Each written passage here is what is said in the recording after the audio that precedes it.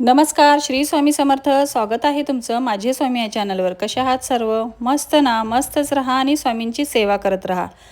28 तारखेपासून गुरुचरित्र पारायण सप्ताह सुरू होणार आहे. तर जे कुणी गुरुचरित्र पारायण करणार आहे त्यांनी 28 तारखेला गुरुचरित्र पारायणाला सुरुवात करावी. 27 तारखेला पूर्वतयारी करून घ्यायची आहे. आता गुरुचरित्र पारायण जिथं होतं, घरामध्ये असू दे किंवा मंदिरात करा किंवा केंद्रात करा किंवा मठात करा, तुम्ही कुठेही करणार असाल गुरुचरित्र पारायण, तर जिथे गुरुचरित्र पारायण सुरू असतं तिथे दत्त महाराज हे सूक्ष्म रूपाने हजर असतात. गुरुचरित्र पारायण जिथे आहे तिथे त्यांना हजर राहावंच लागतं. ते आशीर्वाद देण्यासाठी येतच असतात. मग काही ना काहीतरी संकेतही आपल्याला गुरुचरित्र पारायणामध्ये मिळत असतात. अनेक भक्तांना तर खूप मोठे मोठे असे अनुभव आलेले आहेत गुरुचरित्र पारायणाचे. तर काहींना काहीच अनुभव आले नाही अशी त्यांची तक्रार असते की आम्ही एवढं गुरुचरित्र पारायण केलं पण आम्हाला जरासुद्धा प्रचिती आली नाही किंवा स्वामींचा संकेत मिळाला नाही किंवा आमची इच्छा पूर्ण झाली नाही. तर निस्वार्थपणे स्वामींची सेवा करा, म्हणजेच गुरुचरित्र पारायण करा. आता आपण कोणती ना कोणती इच्छा मनात ठेवून आपण गुरुचरित्र पारायण करतो. कुणी सेवेसाठी करतात, पण भरपूर अशी माणसं आहेत की ते काही ना काहीतरी त्यांच्या मनात इच्छा असते, त्यासाठी ते गुरुचरित्र पारायण करत असतात. निस्वार्थपणाने आपण म्हणतो, पण आपली काही ना काहीतरी अडचणी असतात, दुःख असतात, ते शेवटी आपण महाराजांकडेच ते व्यक्त करत असतो आणि त्यांच्याकडूनच ते पूर्ण होऊ दे म्हणून त्यांच्याकडूनच आपण ती विनंती करत असतो आणि त्यामुळे आपण सेवेत लागतो आणि त्यांची सेवा करून आपल्याला त्याची फलश्रुती रूपी आपली इच्छा पूर्ण व्हावी किंवा जे काही संकट आहे आपल्यावर त्या संकटातून मार्ग मिळावा अशी आपण महाराजांकडे प्रार्थना करत असतो. तर ज्यावेळी आपण हे गुरुचरित्र पारायण करत असतो त्यावेळी दत्त महाराज हे आपल्याला काही ना काहीतरी संकेत देतच असतात.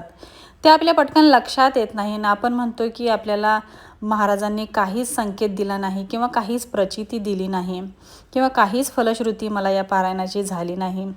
तर ते संकेत स्वामी आपल्याला दत्त महाराज कोणत्या ना कोणत्या रूपाने या 7 दिवसामध्ये देतातच.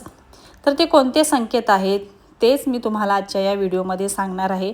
तर व्हिडिओ स्किप न करता व्हिडिओ पूर्ण बघा, म्हणजे तुम्हाला दत्त महाराजांचे कोणते संकेत आपल्याला पारायणामध्ये मिळतात ते तुम्हाला अचूक ओळखता येईल. तुम्हालाही पारायणामध्ये ते संकेत मिळत असतील तर तुम्ही अचूकपणे ते ओळखू शकाल. तर सर्वात पहिला स्वामींचा संकेत असा असतो की ते स्वप्नामध्ये आपल्याला दृष्टांत देत असतात. पहिला दिवस असू दे, दुसरा दिवस असू दे. आता हे संकेताचे दिवस मोजून ठेवलेले म्हणजे असं ठरवून ठेवलेले नसतात. कोणत्याही दिवशी, शेवटच्या दिवशीसुद्धा, पारायणाच्या दिवशीसुद्धा म्हणजे उद्यापनाच्या दिवशीसुद्धा तुम्हाला हे संकेत मिळतील किंवा पारायण संपून 2-3 दिवसांनी देखील मिळतील. पण संकेत हे दत्त महाराज आपल्याला देतच असतात. पहिला संकेत तुम्हाला मी सांगते की स्वप्नामध्ये दृष्टांत देतात. आता स्वप्नामध्ये दृष्टांत हे दत्त महाराज साक्षात आपल्याला दिसतील का असं नाही. जे भाग्यवान आहेत, जे पुण्यवान आहेत त्यांना साक्षात रूपी दत्त महाराज दर्शन देतील. पण काही ना काही रूपाने, म्हणजे एखाद्या म्हाताऱ्या माणसाच्या रूपाने किंवा एखाद्या म्हाताऱ्या बाईच्या रूपाने किंवा एखाद्या श्वानच्या रूपाने, गाईच्या रूपाने, एखाद्या बाळाच्या रूपाने दत्त महाराज त्यांना स्वप्नामध्ये दर्शन देत असतात. तर पहिला संकेत झाला स्वप्नात दृष्टांत देणे. दुसरा संकेत असा असतो की आपण पारायणामध्ये जो अखंड दिवा लावलेला असतो त्या दिव्यामध्ये फुलाची आकृती निर्माण होणे, चंद्राची आकृती निर्माण होणे, एखाद्या झाडाचं चित्र निर्माण होणे, त्रिशूळ निर्माण होणे, ओम आकृती निर्माण होणे, तर वेगवेगळ्या शुभ चिन्हाची त्यामध्ये आकृती तयार होत असते. तर हा दुसरा शुभ संकेत आहे. तिसरा आहे अत्तराचा सुवास आपल्याला एकदम असा येतो, अत्तराची एक झुळूक येते, सुगंध येतो आपल्याला. तो हिना अत्तर असू दे, चंदनाचा तो अत्तर असू दे, एकदम अशी झुळूक येते आपल्याला त्या सुवासाची. पण तो सुवास जास्त वेळ राहत नाही, तेवढीच एक झुळूक येते आणि परत आहे तसं आपल्याला म्हणजे नॉर्मल असं वाटतं. पण तो जो सुवास असतो तो काही क्षणासाठीच असतो. याचा अर्थ असा आहे की साक्षात दत्त महाराज हे तुमच्या घरामध्ये उपस्थित आहेत, तुमच्या जवळ उपस्थित आहेत. तर असा या सुवासाचा अर्थ होतो. चौथा संकेत असा आहे, आपण आता महाराजांशी बोलतोय, नामस्मरण करतोय, याच वेळेला दारामध्ये गाई येणे किंवा एखादं कुत्रं येणे, तर हे पण एक शुभ संकेत आहे. आपण नामस्मरण करतोय, स्वामींचं चिंतन करत बसलोय आणि दारात गाई येऊन उभी आहे, गाईत एखादं श्वान येऊन उभं आहे, तर हे पण एक शुभ संकेत आहे. 5वा शुभ संकेत असा आहे की आपल्या मनामध्ये विचार आहे, प्रश्न आहे आणि एखादी व्यक्ती येऊन त्याचं उत्तर देऊन जाते. अचानकपणे एखादी व्यक्ती येते आणि बरोबर आपल्या मनात जे प्रश्न चालू आहे त्याचंच उत्तर देऊन ती जाते. मग ती व्यक्ती आपली शेजारी असू दे किंवा आपल्या घरातली असू दे किंवा बाहेरची कोणीतरी असू दे, अचानकपणे येते आणि त्या प्रश्नाचं उत्तर देऊन जाते. म्हणजेच हे स्वामींचं एक शुभ संकेत तुम्हाला मिळालेला आहे. म्हणजे तुम्ही जे काही सेवा करताय ते सगळं स्वामींपर्यंत पोहोचतं आहे. तुम्ही जे काही बोलताय, जे काही नामस्मरण करताय ते सगळं स्वामींच्यापर्यंत पोहोचतं आहे. 6वा शुभ संकेत असा आहे स्वामींच्या मूर्तीचे किंवा फोटोवरची फुले पडणे.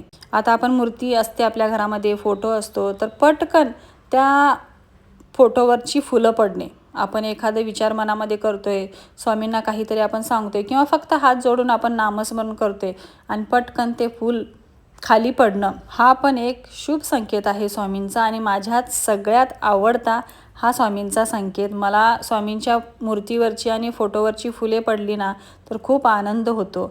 तर हा एक खूप शुभ संकेत स्वामींचा आणि खूप चांगला गोड असा स्वामींचा संकेत आहे. गुरुचरित्र पारायणामध्ये तुम्हाला हे सगळे जर संकेत दिसत असतील तर स्वामी तुमच्या सोबतच आहेत, त्यांचा आशीर्वाद तुमच्या सोबत आहे.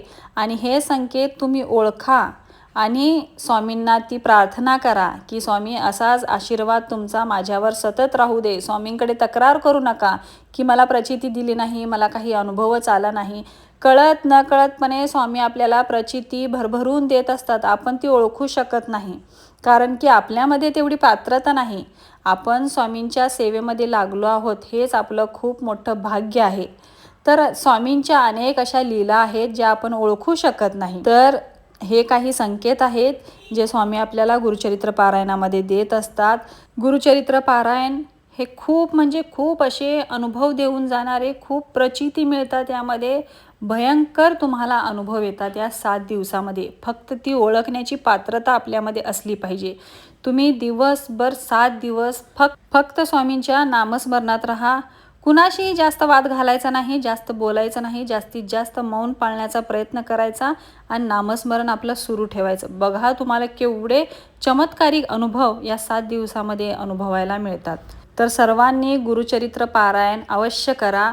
असली संधी परत परत येत नाही. दत्त महाराजांच्या चरणी त्यांच्या जयंतीनिमित्त गुरुचरित्र पारायणाची सेवा आपण अर्पण करतोय. तर असली संधी परत परत वर्षातून एकच वेळा येते, परत परत असल्या संधी येत नाही.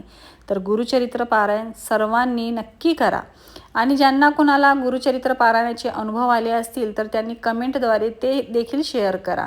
आपण जर एकमेकांना अनुभव शेअर केले तर आपल्याकडून एखादा सेवेकरी घडतो. तर या व्यतिरिक्त पुण्य कमवण्याची दुसरी गोष्ट कोणती असेल की आपल्याकडून एखादा सेवेकरी स्वामी भक्त घडतोय. तर तुमचे अनुभव असतील तर ते कमेंटद्वारे नक्की तुम्ही शेअर करा. तर आजचा व्हिडिओ इथेच थांबवते. आजचा व्हिडिओ तुम्हाला कसा वाटला नक्की कमेंट करा. व्हिडिओ आवडला असेल तर चॅनलला लाईक, शेअर आणि सबस्क्राईब देखील करा. पुन्हा भेटूया नवीन एक अशा व्हिडिओमध्ये. तोपर्यंत सर्वांना श्री स्वामी समर्थ.